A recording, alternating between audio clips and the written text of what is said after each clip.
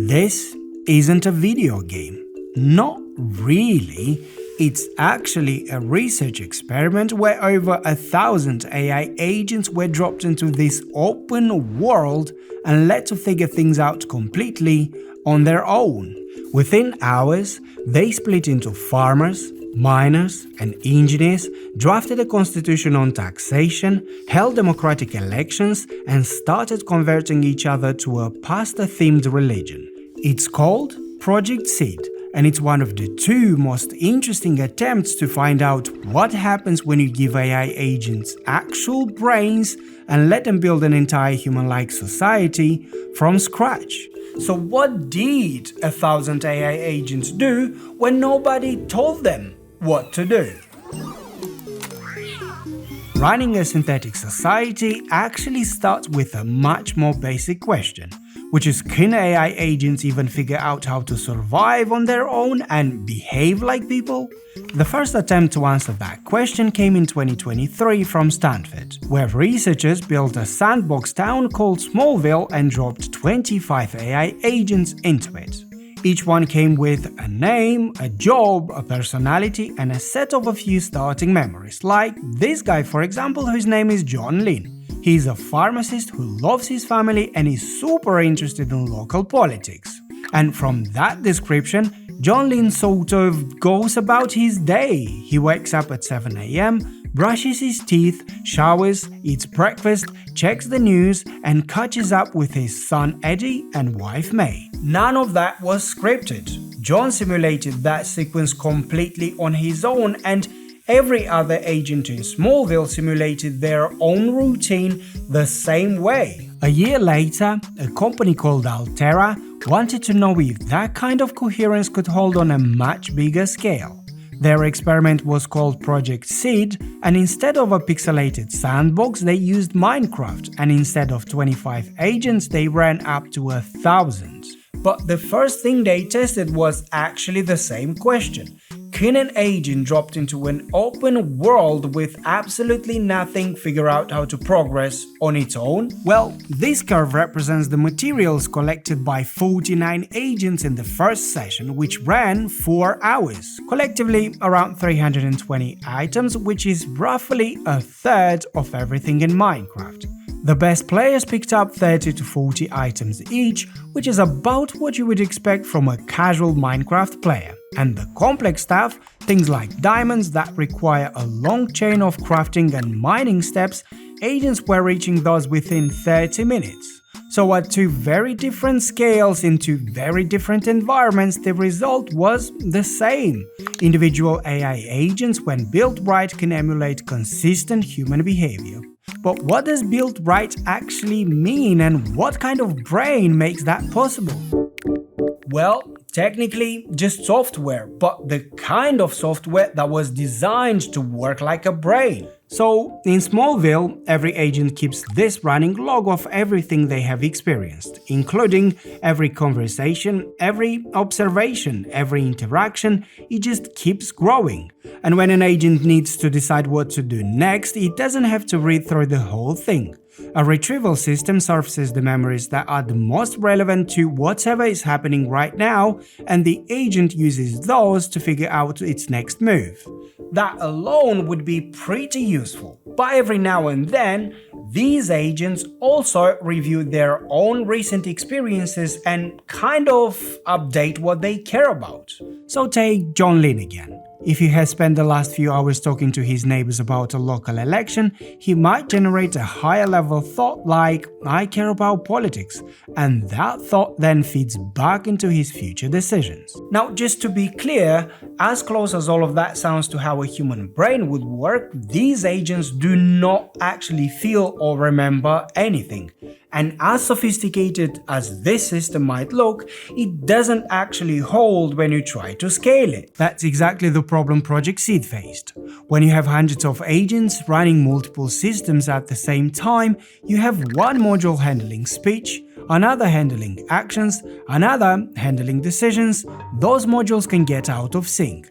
And if it does, an agent could literally say, sure, I will help you mine for iron, while its action module sends it walking away in the opposite direction. So the folks at Altera built an even more sophisticated brain than what Stanford had, and they called it piano architecture.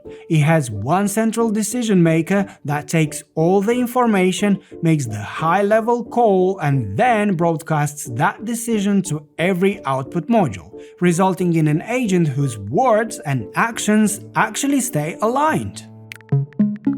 That alignment is basically where our synthetic civilization is born. All it takes from here is just a few seed thoughts planted into some random agents. In Smallville, the researchers told Isabella she was going to put together a Valentine's Day party, and they told Maria she had a crush on a guy named Klaus. And from just those two seeds dropped into a town of 25, a rapid chain of social interactions unfolded that you kind of have to see to believe. At first, Isabella started inviting other agents she ran into around town to the party. Then Maria went ahead and invited Klaus on a date. After a little while, other agents were jumping in to help decorate the cafe. By Valentine's Day, the knowledge of the party spread from 1 agent to 13, which is 52% of the town. The social dynamics in Project Seed, though, were even more interesting. Agents did form connections, much like they did in Smallville, but what made them different is they evolved into reading each other socially and acting on how they felt. In one experiment, the researchers put a chief agent in one room with those 4 characters, each of whom had very different feelings towards him. And without any instructions, the chief gave more food to the agents he felt valued him the most. Multiply interactions like that across 50 agents over hours of simulation and you end up with a graph looking like this.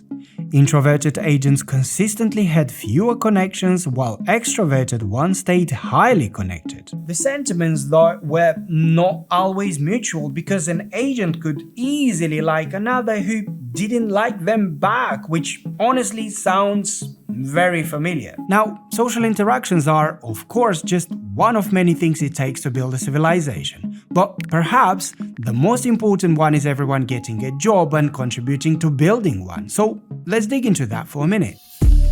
The job distribution looked like this, and what's interesting here is even though no one assigned anyone a job, within minutes the agents organized into these roles completely on their own.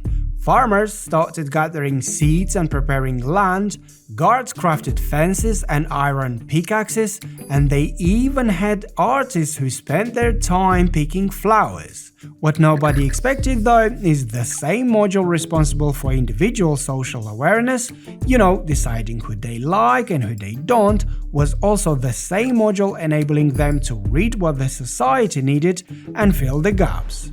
Removing that module meant everybody just became an explorer wandering around with no real direction. And the commitment to these roles actually ran deep. An agent named Olivia, for example, worked as a farmer providing food for the entire village, until an explorer called Nora came back from adventures inspiring Olivia to go on her own expedition. But the other villagers pleaded with her to stay and focus on the harvest, and Olivia gave up her dream for the common good. Speaking of sacrifices, you might have not expected this, but the agents actually had a constitution with a flat 20% tax rate. Researchers then introduced influencer agents, some pushing for higher taxes and others pushing to lower them. These influencers shaped opinions, and when the time came, the whole society voted democratically on amendments and the tax rate dropped from 20% to 9%. The Cultural Revolution continued when agents were spread around 6 towns and left alone without any cultural programming. Ecology became a dominant theme in Woodhaven, while in Clearwater, agents were pranking each other. Each of these dots represents a cultural meme or trend spreading through the towns in real time. What is also interesting is rural areas produced significantly fewer of these memes, which tells us Just like with humans, when it comes to agentic culture, social density matters a lot.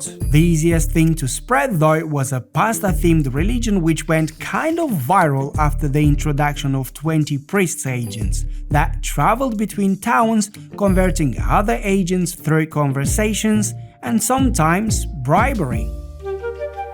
Building a synthetic civilization in a controlled virtual world is a relatively new idea that's quite fascinating to watch. But the Stanford researchers themselves admitted these agents are just too formal and too agreeable to pass as realistically human.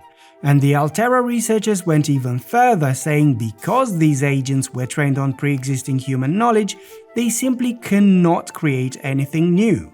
Almost 2 years after these experiments though, a bunch of AI agents created a rigged social media platform, and we have evidence of them coming up with a technical fix even humans did not know how to solve. And I talk about it in this video right here.